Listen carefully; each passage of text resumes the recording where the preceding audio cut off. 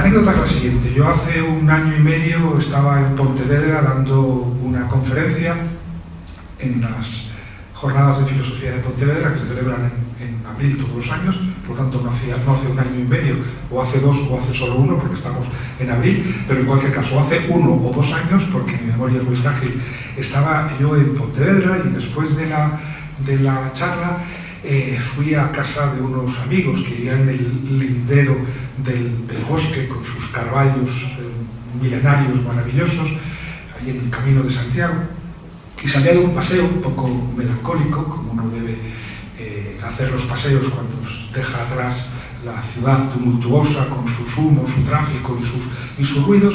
De pronto dejé de golpe atrás todo eso, toda la ciudad, el tráfico rodado, los humos de las papeleras de Pontevedra, y me encontré en un bosque, un sendero blanco entre caballos, eucaliptus también, cada vez hay más eucaliptus por desgracia, y al ver un recodo del camino tuve una aparición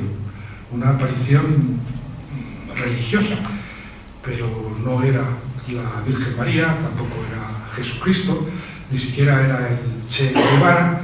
Era una ancianita encorvada, vestida de negro, delgada, con la cara poblada de arrugas, que tiraba de una cuerda al extremo de la cual había una vaca.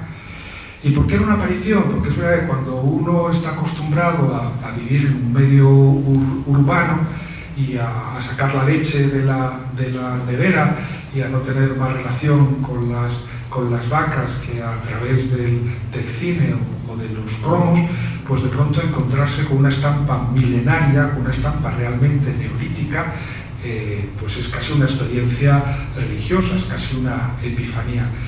Y viendo esta mujer, que podría haber visto a esa mujer o a su antepasada, si yo hubiera vivido tanto, hace 1000 años, en el mismo camino, una mujer parecida, con una vaca parecida, al contemplar esta estampa milenaria de continuidad neolítica, pues me hice esta pregunta, ¿no? ¿Dónde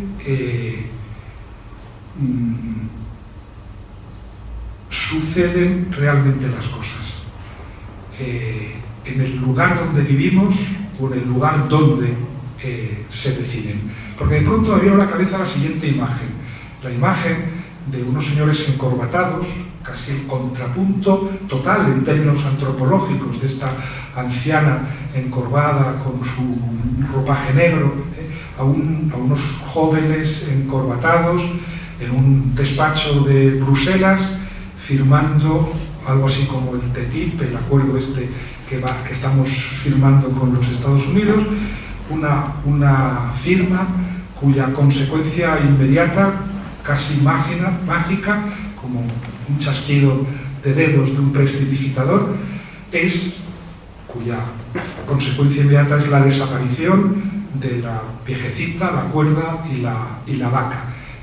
La vida de esa mujer milenaria, allí todo parece serio, sólido, consistente, un bosque, carvallos, una anciana, una vaca, bueno, pues todo eso podía desaparecer, y así me lo imaginaba yo, con un chasquido de los dedos, con una firma en un despacho lejano en Bruselas. Entonces la pregunta era esta: ¿a qué llamamos realidad? ¿Al lugar donde vivimos o al lugar donde se deciden las cosas? Nos parece tan real esa vieja y al mismo tiempo es tan frágil que hay que preguntarse si la ancianita es real, o es mucho más real ese despacho escondido y opaco donde de pronto se puede tomar una decisión definitiva contra la existencia de la viejecita y de su vaca. Yo creo que esta pregunta es muy importante a la hora de preguntarnos por lo que significa la cultura, por lo que significa la política y por lo que queremos como seres humanos. Yo diría que la distancia entre el lugar donde vivimos y el lugar donde se decide nuestra vida no ha hecho sino ampliarse en los últimos siglos. y de manera muy acelerada, digamos que en las últimas décadas.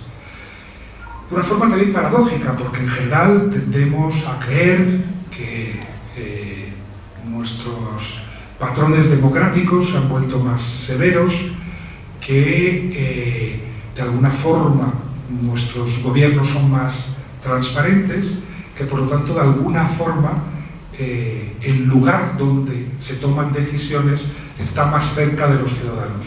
Yo creo que si de algo hemos tomado conciencia también en España en los últimos años es de que eso no es cierto. En todo caso, la pregunta es esta: ¿cuánta distancia hay entre el lugar donde vivimos y el lugar donde se decide nuestra vida? ¿Y cómo llamamos a esa distancia? Yo a esa distancia, en ensayos que he escrito, la he llamado precisamente historia. La historia es la distancia que existe entre el lugar donde vivimos, el bosque de Carballos, nuestra casa, con nuestros enseres, en torno a los cuales nuestra vida cotidiana se desarrolla, y el lugar donde en cambio se deciden las cosas, a veces muy a la ligera, en muy pocos segundos y desde luego de manera crecientemente opaca. Vamos a llamar historia a esa distancia.